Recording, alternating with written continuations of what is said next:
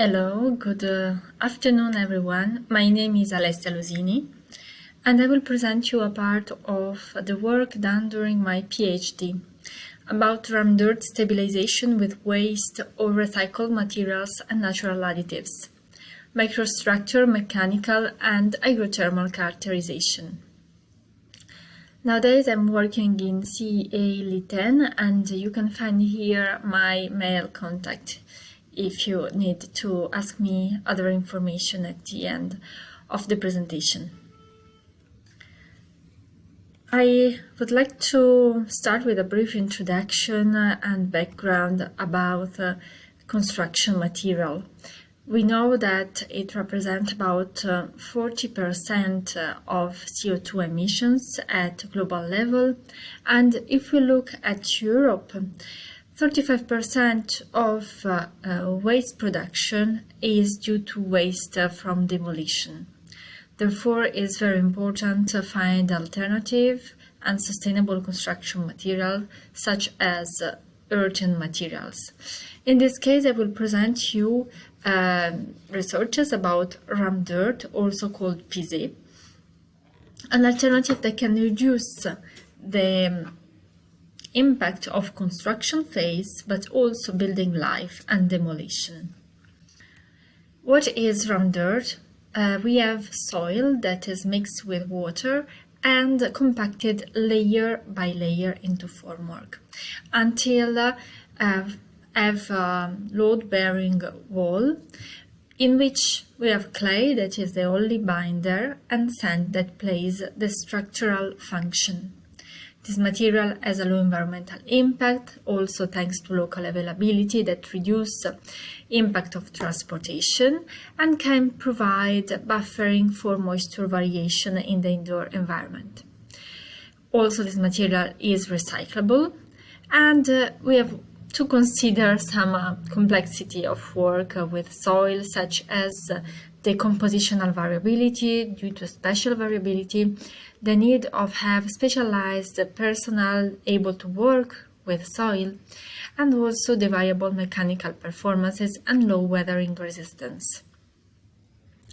In order to manage these two problems, often are used stabilizers, mainly inorganic stabilizers, cement or lime generally, that of course can improve mechanical properties and durability, but the risk is also to lose the environmental sustainability, the recyclability, and the hygroscopic properties. Therefore, a possible alternative to investigate is the use of biopolymers that I will present to you today, that can be fibers but also extracted from plants, agro waste or byproducts from industry. The selection of the biopolymers used in the present research has been done after a first review on the state of art of biostabilizers for soil published in 2021. Here are reported the main information from this state of art review, and you can see that only few studies were involving ram dirt with biostabilizers. At the same time, it was possible to find inspiration from other kind of techniques such as earthen plasters or soil stabilization or compressed earthen blocks. So this was the first step, and if we look for which properties were mainly investigated, principally was mechanical properties. We can see here 46 articles out of 50 were investigated mechanical properties, but only few articles were dealing with hygrothermal properties that are really interesting to understand the performances after at building scale, and the other interesting aspect not easy to investigate are the interactions between clay and biopolymers. If we go to understand how many the literature and articles we can find about The performances at building scale when using biopolymers, at the moment I did my PhD, was almost no information about it, and no simulation using combined heat and moisture transfer at building scale on biostabilized round earth. Therefore, the main structure of investigation was based on the use of 5 different biopolymers, investigating their impact at material scale on 3 groups of properties: microstructure, mechanical, and hygrothermal. The last one were used as input data to simulate building performances at building scale using combined heat and moisture transfer model, and also the environmental impact of different stabilization was assessed using life cycle assessment. You can find this data published already, but for reason of time I will present just the first part of investigation. Looking at material I used, mixed composed by soil and sand, and optimum water content was used for produce unstabilized soil mixture, also abbreviated as mixed control samples. And the biopolymers used are here reported. You can find different percentages optimized according to literature, about 1% or 0.25%. Lignin sulfonate is the first biopolymer and is a byproduct of paper production. Tannin is the only one that is not byproduct, and you can see the economic value is higher, and it is extracted from plants. Wool sheep fibers are considered waste. Citrus peel and grape-seed flour are byproducts of citrus juice and wine production.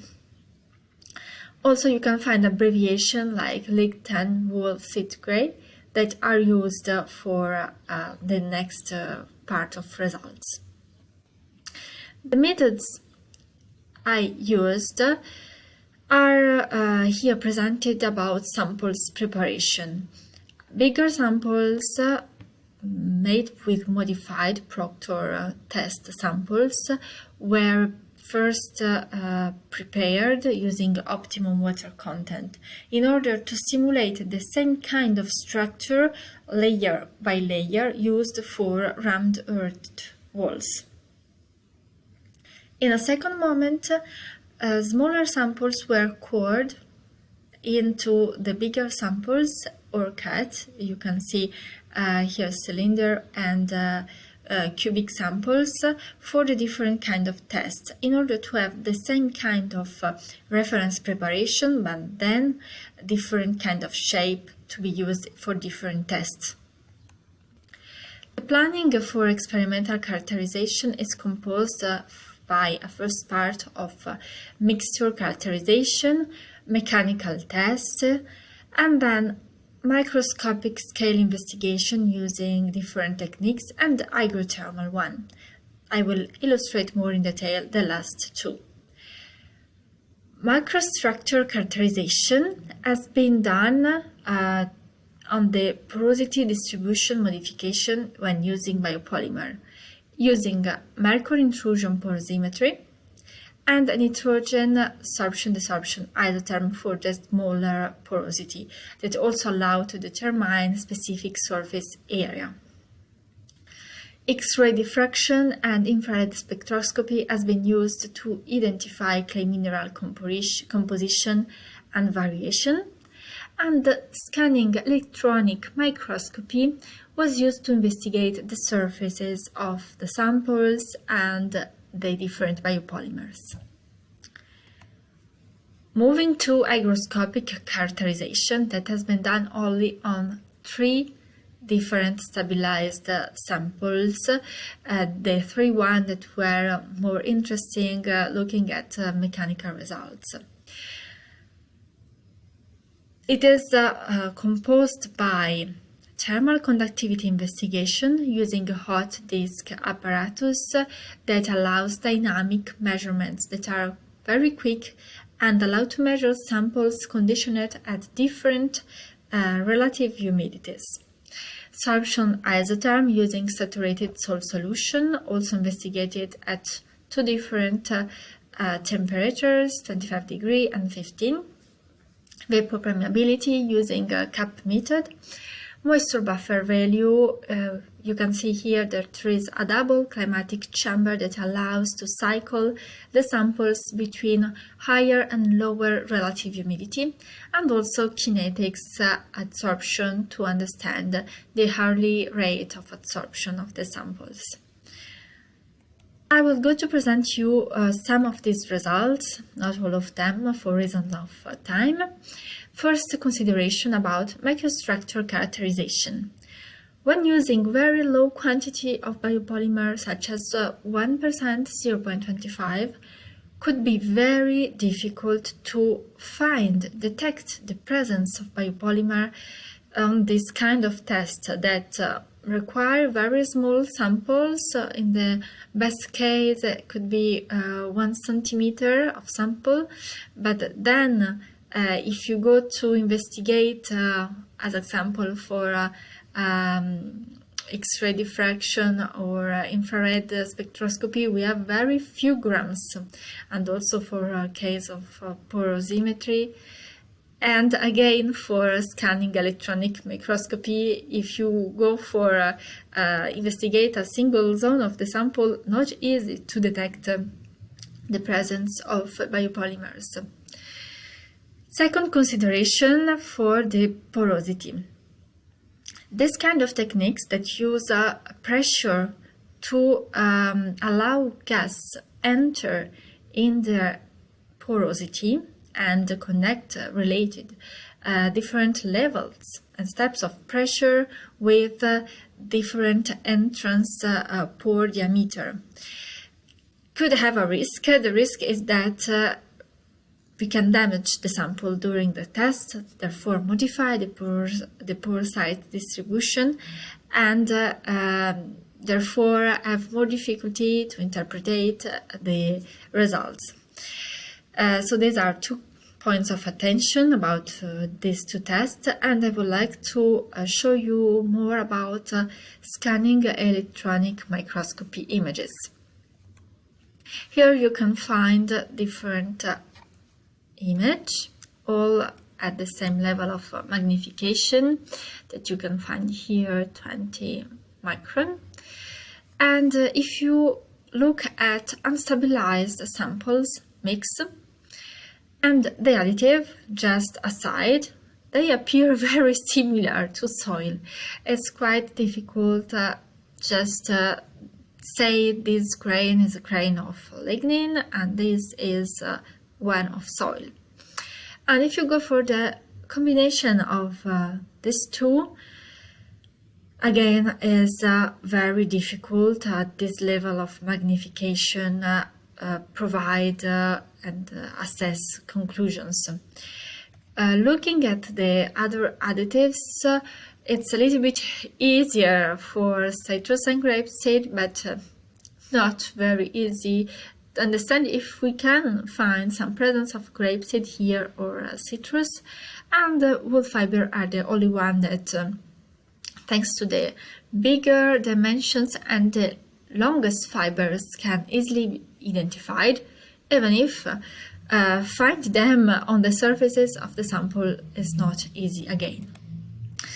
If we want more specific information and we consider higher magnification of images and we compare unstabilized with stabilized samples with tannin and lignin sulfonate, there is a little bit higher possibility to show how this kind of very thin particles that can be clay sheets are much less presence in the stabilized samples, showing that probably the 2 additives are allowing a higher compaction and filling of porosity in the stabilized mixture.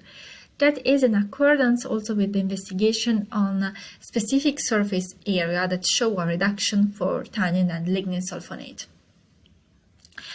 Looking at results on mechanical characterization.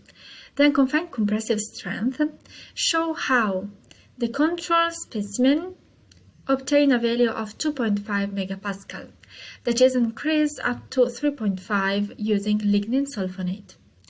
And it represents about 38% of relative increment. In the case of tannin, it is about 13% and wool about 6%. These results could be also explained again with the reduction of specific surface area and behavior of these two additives to rearrange the porosity in order to filling pore and allow more compacted structure. For the fibers instead, wool fiber, you can see here the image again, are very rough. The roughness could be plus for the adhesion of clay particles, and the longest fiber can easily connect the matrix, much better than citrus and grape-seed that, as you can see here, are reducing the unconfined compressive strength, and for this reason have been excluded from further investigation about hygrothermal behavior. Here you can see first results about hygroscopic characterization, and what you can observe that the materials and stabilized material is classified between good and moderated material for moisture buffer value, very similar to the pool stabilized samples, while lignin and tannin are reducing this value. And this could be also related to the reduction of specific surface area, as you can see here, since the available surface of clay particles is reduced and therefore is not more available for adsorption-desorption of moisture.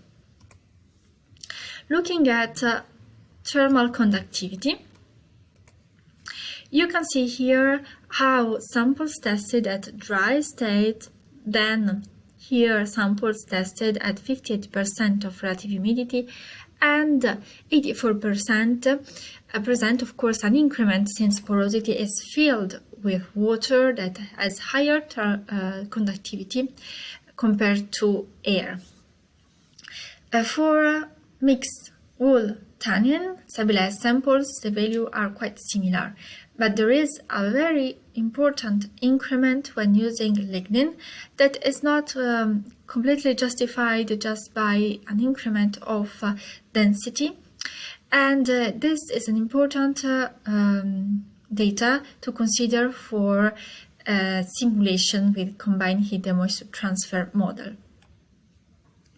Looking at sorption-desorption isotherm at two different temperatures, you can see that the modification of 25 degree or 50 degree is not impacting significantly on the measurements, while we can observe that the different additives have also similar behavior except for tannins, that is increasing the hysteresis. I would like to underline that the maximal adsorption here is about 2% of the change in mass.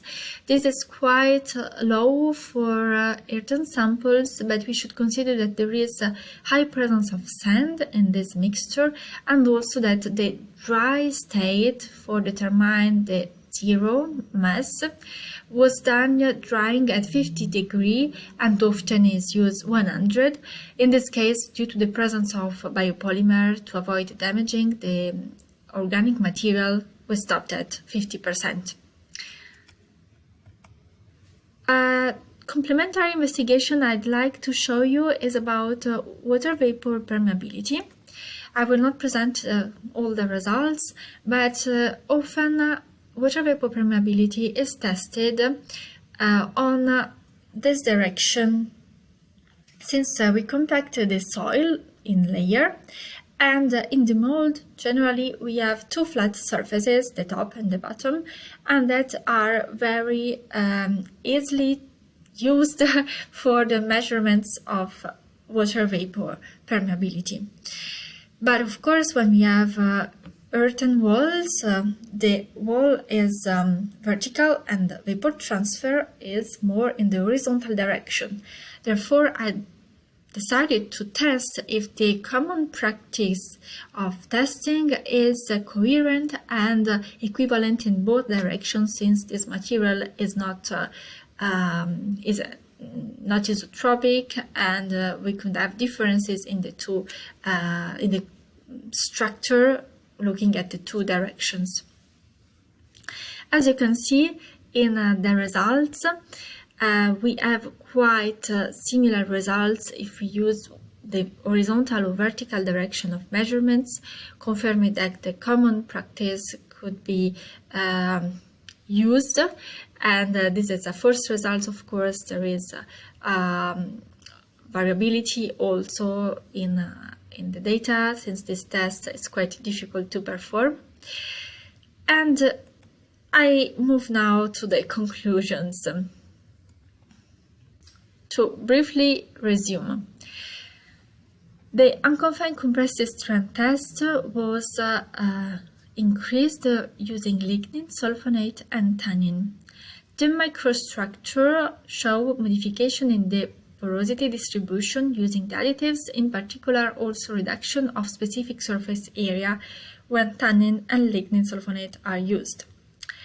If we look at the modification for the hygrothermal properties, lignin is increasing the thermal conductivity.